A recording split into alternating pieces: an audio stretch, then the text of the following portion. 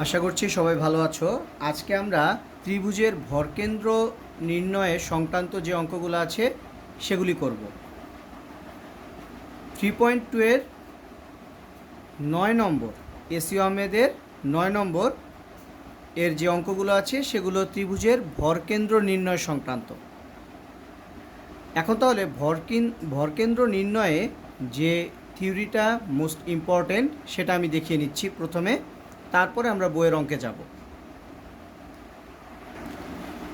প্রথমে একটা ত্রিভুজ এঁকে নিচ্ছি।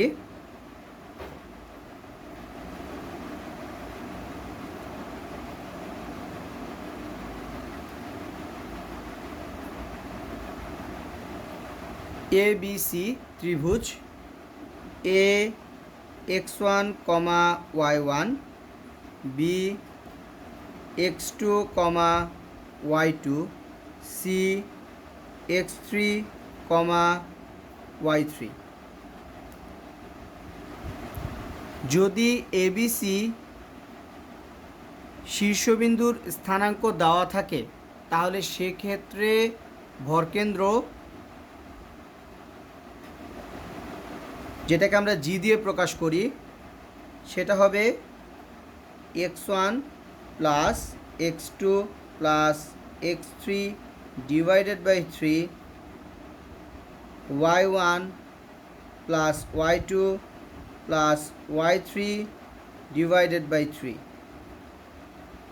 তার মানে যখন আমরা ভরকেন্দ্রের ভুজ নির্ণয় করতে যাব, এটা ভরকেন্দ্রের ভুজ, সেক্ষেত্রে বিন্দুর ভুজগুলো যোগ করে 3 দিয়ে ভাগ, এবং কোটি নির্ণয়ের ক্ষেত্রে বিন্দুর কোটিগুলো যোগ করে 3 দিয়ে ভাগ করতে হবে, তাহলে আমরা ভরকেন্দ্রের স্থানাঙ্ক পেয়ে যাব।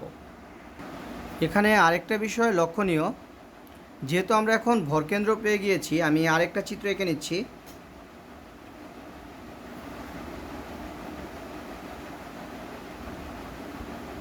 এ বি সি শীর্ষবিন্দু, ভরকেন্দ্র জি। এখন আমরা যদি শীর্ষবিন্দু আর ভরকেন্দ্রকে সংযোগ করে একটা রেখা টানি, তাহলে এখানে একটা বিন্দু নিয়ে নিলাম ডি, তার মানে এ জি যোগ করার পরে একটা যে বিন্দু পাচ্ছি সেটা হলো ডি। একটা জিনিস অবশ্যই মনে রাখবে, ডি বিন্দুটা কিন্তু বিসি এর মধ্যবিন্দু। ঠিক একইভাবে যখন আমরা বি এবং জি যোগ করব, এখানে একটা পয়েন্ট পাচ্ছি, তাহলে এটা ই, ইটাও এসি এর মধ্যবিন্দু। এখানে আমরা যেহেতু পরিমাপ করে চিত্র আঁকিনি, তাই দেখতে মধ্যবিন্দু না মনে হলেও এখানে অবশ্যই এটা খেয়াল রাখতে হবে, ডি, ই, আর আরেকটা আসবে হলো এফ।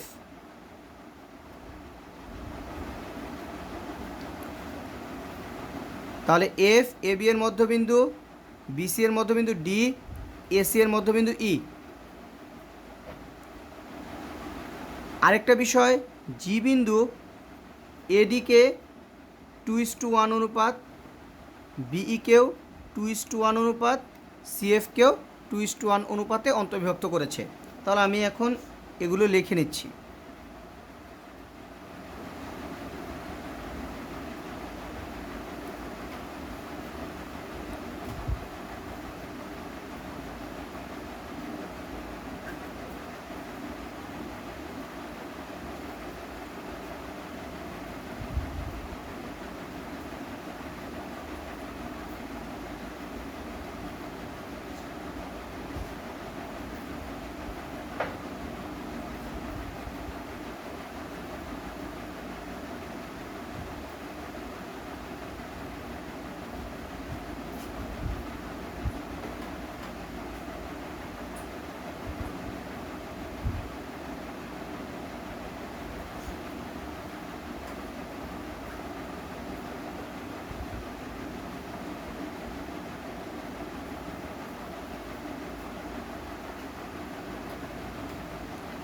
দেখো আমি এখানে লিখে নিয়েছি শীর্ষবিন্দু এবং ভরকেন্দ্রের সংযোগ রেখা শীর্ষবিন্দুর বিপরীত বাহুকে। তার মানে ধরো আমরা এ আর জি যোগ করেছি, তাহলে যোগ করলে আমরা তো এটা টেনে নিয়ে এসেছি, তাহলে এটা শীর্ষবিন্দুর বিপরীত বাহু মানে বিসিকে ডি বিন্দুতে সমদ্বিখণ্ডিত করেছে। তার মানে ডি বিসি এর মধ্যবিন্দু, ই এসি এর, আর এফ এবি এর।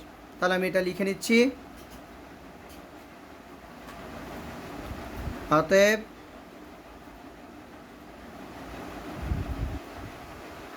এবি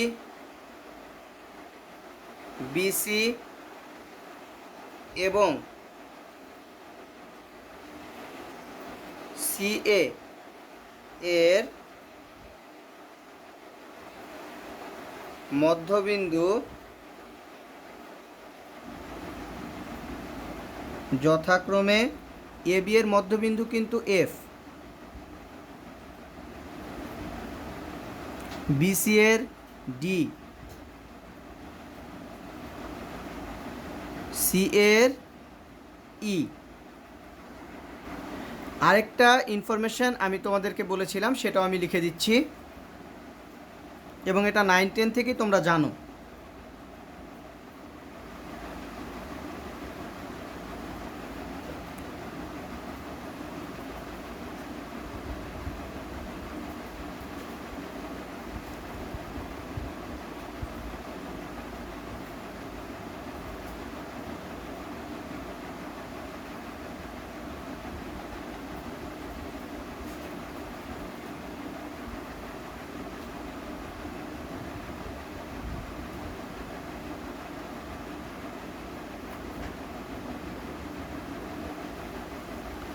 ভরকেন্দ্র মধ্যমাকে 2:1 অনুপাতে অন্তর্বিভক্ত করে। ভরকেন্দ্র জি আর মধ্যমা এখানে আমরা পাচ্ছি এডি বিই সিএফ। তার মানে দাঁড়াচ্ছে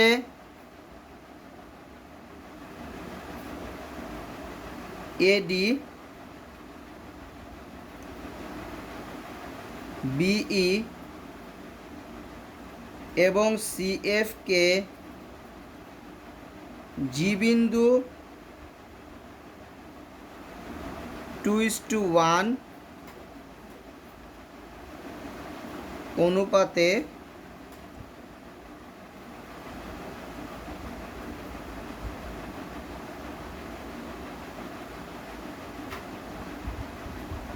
অন্তর্বিভক্ত করে। তাহলে এখানে মধ্যমাগুলো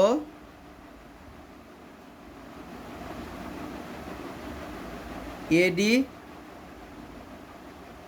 বিই সিএফ। মধ্যমার সংজ্ঞাটা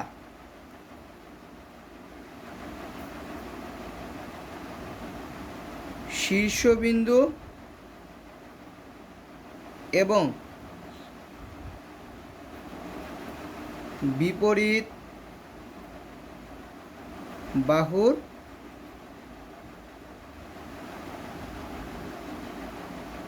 মধ্যবিন্দুর সংযোগ রেখা।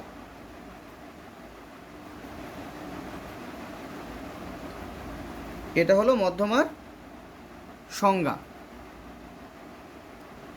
আর আমরা চিত্র থেকে পেয়েছি এডি বিই সিএফ এ তিনটি মধ্যমা। জি ভরকেন্দ্র।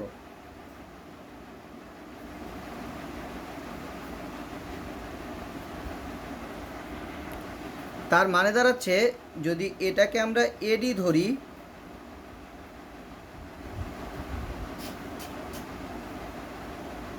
তাহলে জি বিন্দু 2:1 অনুপাতে অন্তর্বিভক্ত করবে। যদি তাহলে প্রত্যেকটা মধ্যমাই কিন্তু ভরকেন্দ্র দ্বারা 2:1 অনুপাতে অন্তর্বিভক্ত হবে। তার মানে এডি জি বিন্দুতে 2:1 অনুপাতে অন্তর্বিভক্ত হবে, বিই জি বিন্দুতে 2:1 অনুপাতে, সিএফ একইভাবে জি বিন্দুতে 2:1 অনুপাতে অন্তর্বিভক্ত হবে। আমি আরও একটা চিত্র এঁকে নিচ্ছি।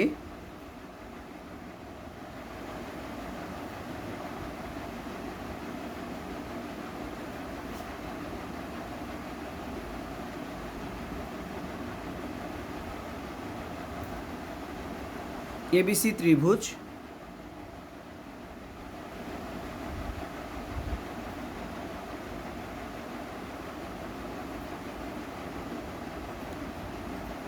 বিসি এর মধ্যবিন্দু ডি, সি এর মধ্যবিন্দু ই, এবি এর মধ্যবিন্দু এফ আমরা ধরে নিচ্ছি। ধরো ডি ই এফ, এই তিনটা বিন্দু যদি আমরা যোগ করি তাহলে কিন্তু আরও একটা ত্রিভুজ হচ্ছে। এই তিনটা বিন্দু যোগ করায় এবিসি ত্রিভুজের ভরকেন্দ্র যা হবে ডিইএফ ত্রিভুজের ভরকেন্দ্র তাই হবে। আমি লিখে দিচ্ছি, ত্রিভুজ এবিসি এবং ত্রিভুজ ডিইএফ এর ভরকেন্দ্র একই। তার মানে ধরো আমাদের ডিইএফ দিয়ে দেওয়া আছে, তিনটা বিন্দু দিয়ে দেওয়া আছে, তাহলে আমরা এই তিনটা বিন্দু হিসেবে যদি ভরকেন্দ্র বের করি, তার মানে কি x1 plus x2 plus x3 divided by 3, y1 plus y2 plus y3 divided by 3, তাহলে কিন্তু হয়ে যাচ্ছে।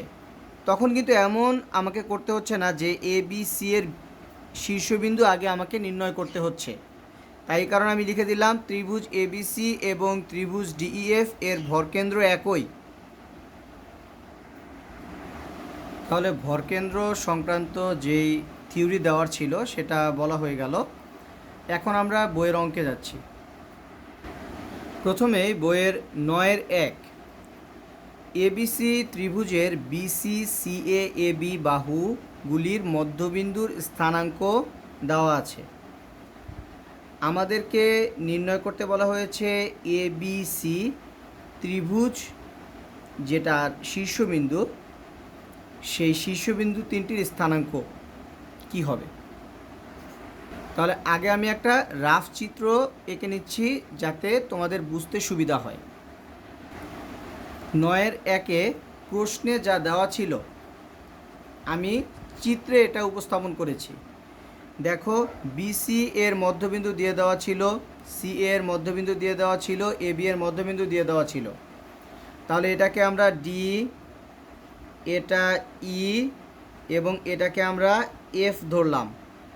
তাহলে আমাদের এখন টার্গেট হচ্ছে এ বি সি এর স্থানাঙ্ক নির্ণয় করা। তাহলে এ কে আমরা ধরলাম এ কমা বি স্থানাঙ্ক হিসেবে, B c comma D, C E কমা এফ। এখন যে বিষয়টা লক্ষণীয়, ডিইএফ এটা কিন্তু শীর্ষবিন্দু সংযোজক রেখা মানে বাহুগুলোর মধ্যবিন্দু। তাহলে দেখো ডিইএফ এটা আমরা একটা ত্রিভুজ হিসেবে বিবেচনা করতে পারি। তাহলে ডিইএফ যে ত্রিভুজটা আছে, ডিইএফ ত্রিভুজে ডিইএফ যেহেতু বাহুগুলোর মধ্যবিন্দু হিসেবে কাজ করছে এবং ওই মধ্যবিন্দু দিয়ে আমরা একটা ত্রিভুজ গঠন করতে পারছি, তাহলে ডিইএফ এর ভরকেন্দ্র আর এবিসি এর ভরকেন্দ্র একই হবে।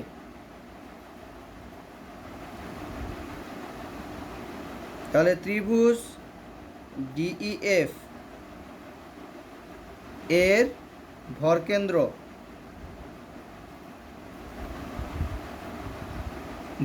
আমরা জি ধরলাম। তাহলে ভরকেন্দ্র হবে, ভুজ তিনটা যোগ করতে হবে, তার মানে 3 + 5 minus 2 divided by 3 minus 5 minus 2 minus 1 divided by 3। অতএব জি আমরা পাচ্ছি, আমি লিখে নিয়েছি ক্যালকুলেশন করে, জি এসেছে 2 মাইনাস 8/3। তাহলে এবার আমরা বলতে পারছি এবিসি এর ভরকেন্দ্র আমরা পেয়ে গিয়েছি। এখন আমাদের টার্গেট হচ্ছে এবিসি এর স্থানাঙ্ক নির্ণয় করা। তাহলে আমরা প্রথমে একটা চিত্র আঁকছি, এ ডি আর এটা হচ্ছে জি। তাহলে এ হলো এ কমা বি, ডি 3 মাইনাস 5, জি 2 মাইনাস 8/3।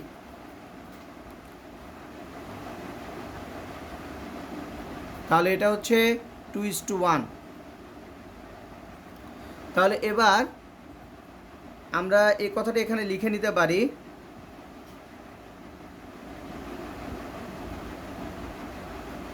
মধ্যমাকে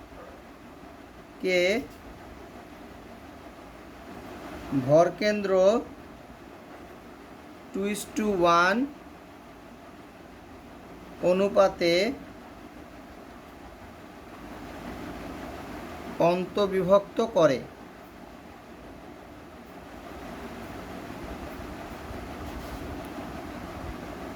তাহলে আমরা এডি যেহেতু 2:1 অনুপাতে অন্তর্বিভক্ত হয়েছে জি দ্বারা, তাহলে জি বিন্দুর স্থানাঙ্ক আমরা নির্ণয় করে ফেলছি। তাহলে জি বিন্দু আমরা জানি অন্তর্বিভক্তর সূত্র অনুযায়ী এটা হচ্ছে M1, এটা M2, x1 y1 x2 y2। তাহলে M1 x2 3 × 6 অন্তর্বিভক্ততে প্লাস হয়, M2 x1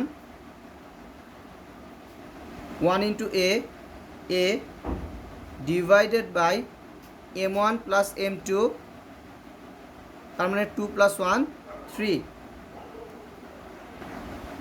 ঠিক একইভাবে y এর অংশটা আমরা করছি, M1 y2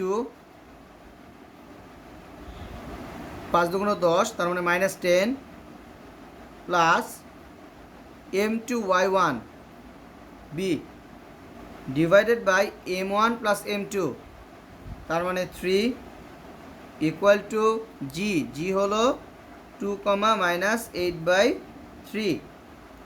তার মানে দাঁড়াচ্ছে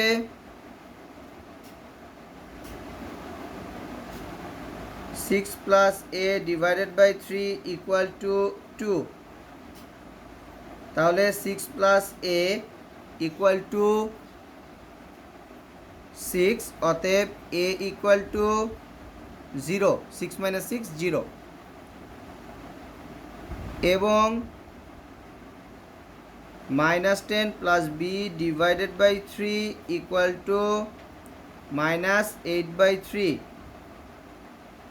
যেহেতু দুটো অংশেই হরে 3 রয়েছে, তার মানে আমরা কাটাকাটি করে ফেললে -10 + b ইকুয়াল টু -8।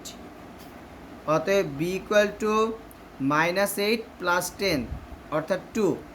তাহলে কিন্তু আমরা এর স্থানাঙ্ক পেয়ে গেলাম। এর স্থানাঙ্ক আমরা ধরেছিলাম স্মল a, স্মল b। তাহলে এ স্মল এসেছে 0 আর স্মল b এসেছে 2, তার মানে 0, 2। তাহলে কিন্তু আমাদের একটা শীর্ষবিন্দু হয়ে গেল। ঠিক একইভাবে বাকি শীর্ষবিন্দুগুলো আমরা এখন বের করব। বিসি আর সিএ এ দুটো অংশ নিয়ে কাজ করতে হবে। তাহলে এডির কাজ যেহেতু হয়ে গেল, এখন আমরা বিই আর সিএফ এর জন্য কাজ করব। এখানে দেখো আমি চিত্রটা এঁকে নিয়েছি, বিই আর এ হলো ভরকেন্দ্র, তাহলে ই এটা 5, -2,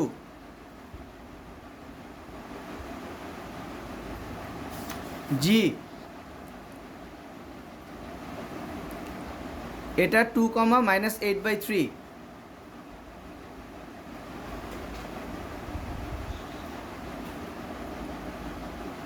তাহলে এটা 2:1 অনুপাতে অন্তর্বিভক্ত করে। একইভাবে আমরা জি এর কাজ করছি, 10 + c / 3 -4 + d / 3 = 2, -8/3, অর্থাৎ 10 + c / 3 = 2, 10 + c = 6, অতএব c = -4 এবং -4 + d / 3 = -8/3, তাহলে 3 3 ক্যান্সেল হয়ে গেলে -4 + d = -8, অতএব d = -8 + 4, তার মানে -4। তাহলে বি বিন্দুর স্থানাঙ্ক হয়ে গেল -4, -4। তাহলে এখানে আবার একটু লক্ষ্য করো, আমরা প্রথমে এডি নিয়ে কাজ করেছিলাম, মানে বিসি এর মধ্যবিন্দু, এরপরে বিই নিয়ে কাজ করলাম, তার মানে এসি এর মধ্যবিন্দু নিয়ে কাজ করলাম, বাকি রইল এবি এর কাজ। এখন এবি এর কাজ বলতে এফ এর সাথে যোগ করা হয়েছিল সিএফ, তাহলে এখন দেখো সি আর এফ যোগ করার ফলে আমরা আরও একটা রেখা পাচ্ছি, তাহলে আরেকটা মধ্যমা সিএফ, সি এটাকে আমরা ধরেছিলাম ই, এফ, এফ এটার স্থানাঙ্ক দেওয়া ছিল -2, -1, -2, -1, জি এটা 2, -8/3, তাহলে দাঁড়াচ্ছে জি এর স্থানাঙ্ক, এটা যেহেতু 2:1 অনুপাতে অন্তর্বিভক্ত করে, -4 + e / 3 -2 + f / 3 = 2, -8/3,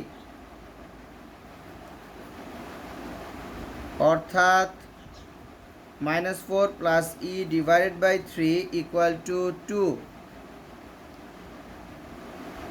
-4 + e = 6, অতএব e = 10, 6 + 4 10, এবং -2 + f / 3 = -8/3, তাহলে -2 + f = -8, অতএব f = -8 + 2, তার মানে -6।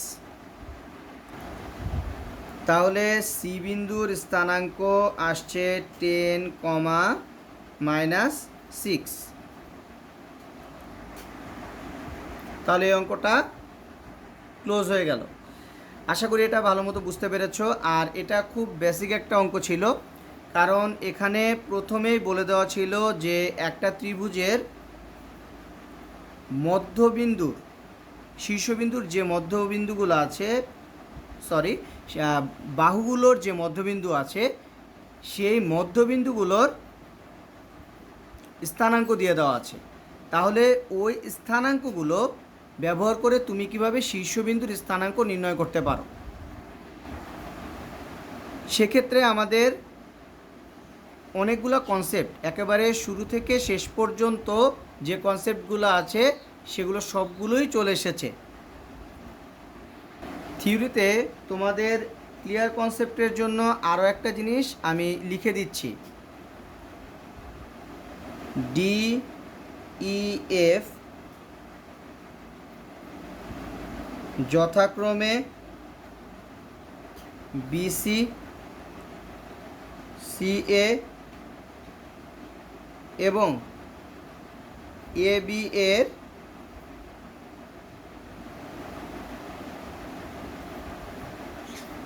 মধ্যবিন্দু। তাহলে এটা সম্পর্কে আরেকবার একটু বলে দেই। ABC একটা ত্রিভুজ, BC CA AB এই তিনটা বাহুর মধ্যবিন্দু যথাক্রমে DEF। এই DEF এর দ্বারা একটা ত্রিভুজ যদি আমরা গঠন করি, ধরো সেটা কাল্পনিক ত্রিভুজও হতে পারে, আবার বলাও থাকতে পারে। DEF এর যে ভরকেন্দ্র হবে ABC এর ভরকেন্দ্র ওই একই হবে। তাহলে এবার আমরা বইয়ের পরবর্তী অঙ্কে যাচ্ছি। 9-2 ABC ত্রিভুজের BC CA AB বাহুগুলির মধ্যবিন্দুর স্থানাঙ্ক যথাক্রমে এত এত এত। তার মানে আবারও কিন্তু মধ্যবিন্দুর স্থানাঙ্ক দেওয়া আছে বাহুর। ত্রিভুজের ভরকেন্দ্র নির্ণয় করতে হবে। তার মানে এখন আমি একটা রাফ চিত্র এঁকে নিচ্ছি। 9-2 যা ইনফরমেশন দেওয়া ছিল আমি এটা এখানে তুলে ধরেছি। তাহলে দেখো, এটা ডি, এটা ই, এটা এফ। তার মানে DEF এ তিনটা হচ্ছে যথাক্রমে BC CA AB এর মধ্যবিন্দু। তাহলে এখানে কিন্তু আমরা একটা ত্রিভুজ কল্পনা করতে পারছি। আমাদের কাছে চাওয়া হয়েছে ABC ত্রিভুজের ভরকেন্দ্র কত। আমরা কিন্তু জানি যেহেতু DEF বাহুগুলোর মধ্যবিন্দু হিসেবে কাজ করছে, তার মানে DEF যে ত্রিভুজ গঠন করে সেই ত্রিভুজের ভরকেন্দ্রই ত্রিভুজ ABC এর ভরকেন্দ্র। তাহলে ত্রিভুজ DEF এর ভরকেন্দ্র আমরা নির্ণয় করে নিচ্ছি। ত্রিভুজ DEF এর ভরকেন্দ্র G 2 + 5 + 4 ডিভাইডেড বাই 3 সূত্র অনুসারে x1 + x2 + x3 divided by 3, y1 + y2 + y3 divided by 3। তাহলে 4 + 0 - 2 ডিভাইডেড বাই 3।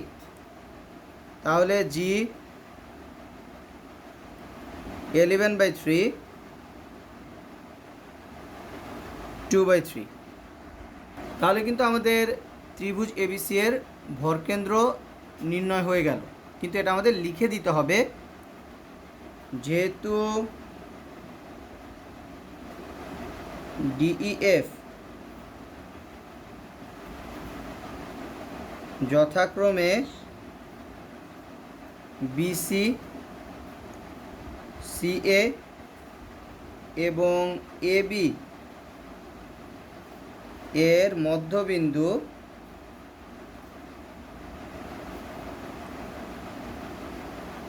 অতএব ত্রিভুজ DEF এবং ত্রিভুজ ABC এর ভরকেন্দ্র একই। তাহলে ভরকেন্দ্র কত আসছে?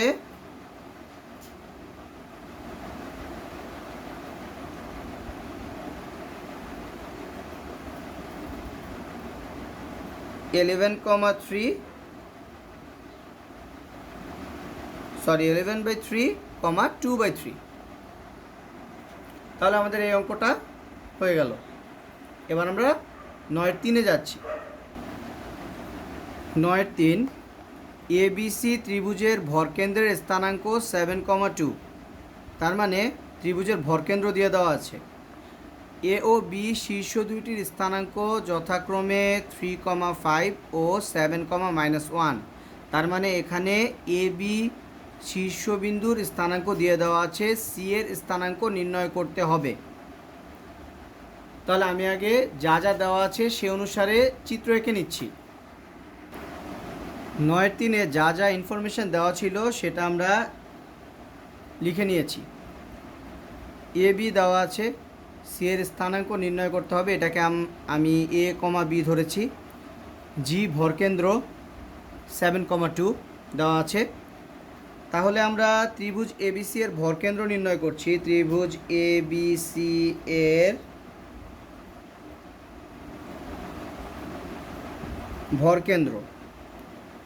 ভরকেন্দ্র জি, যেহেতু ভুজ দুটো দেওয়া আছে আরেকটা ধরে নিয়েছি, তাহলে এটা হবে 7 + 3 + a divided by 3, 5 - 1 + b divided by 3 equal to 7,2, কারণ এটা দেওয়া ছিল। তাহলে দাঁড়াচ্ছে 10 + a divided by 3, 4 + b divided by 3 equal to 7,2। অর্থাৎ 10 + a বাই 3 ইকুয়াল টু 7 এবং 4 + b divided by 3 equal to 2। তাহলে এখান থেকে আমরা এ বি বের করে নিব।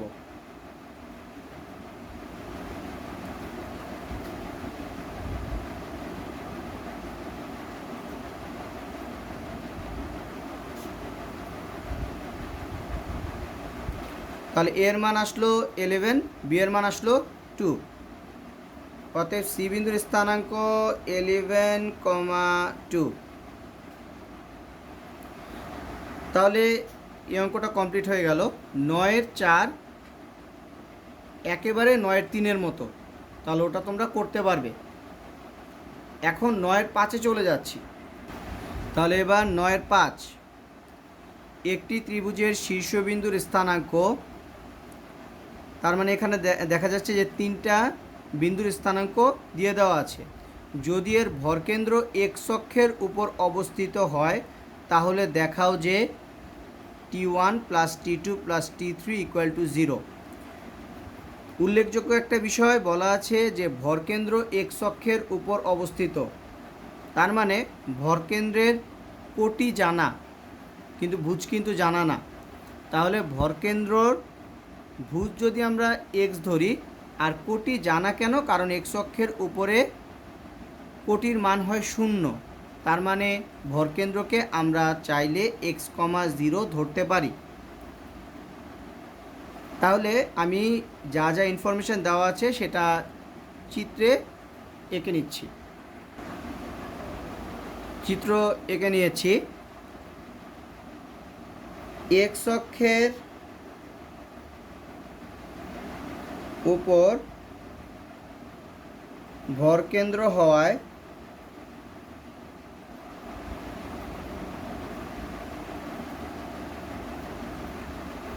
ভরকেন্দ্র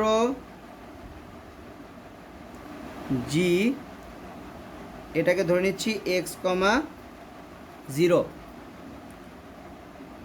ত্রিভুজ এবিসি এর ভরকেন্দ্র জি,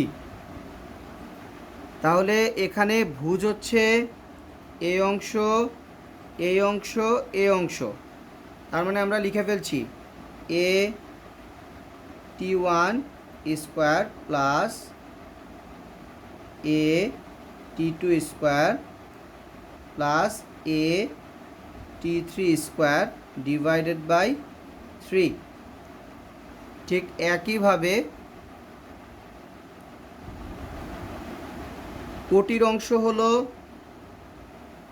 এগুলো, তাহলে 2a t1 plus 2a t2 plus 2a t3 divided by 3, এটা সমান সমান x, 0, কারণ বলা হয়েছিল ভরকেন্দ্র x অক্ষের উপর অবস্থিত। তাহলে আমরা x ইকুয়াল টু এই অংশটা পাচ্ছি, 0 ইকুয়াল টু এই অংশটা পাচ্ছি। আমাদের প্রমাণে কিন্তু আছে t1 plus t2 plus t3, তার মানে 0 ইকুয়াল টু এই অংশটা নিয়ে কাজ করতে হচ্ছে। অর্থাৎ 2a t1 plus 2a t2 plus 2a t3 divided by 3 equal to 0। তাহলে 3 আর 0 গুণ করলে এই সাইডে 0 হয়ে যায়, আর এই অংশটা থেকে 2a আমরা কমন নিয়ে নিতে পারি। তাহলে আসছে t1 plus t2 plus t3, তার মানে t1 plus t2 plus t3 equal to 0। তাহলে আমাদের অঙ্ক এটা কমপ্লিট হয়ে গেল। তোমাদের কাজ হচ্ছে 3.1 আর 3.2 সম্পূর্ণ কমপ্লিট করা এবং সেই অনুসারে কি কি সমস্যা আছে সেগুলো উল্লেখ করা। এই সমস্যার উপরে আমি একটা ভিডিও করে দেব। তাহলে আজকে এই পর্যন্তই রইল। সবাই ভালো থাকবে।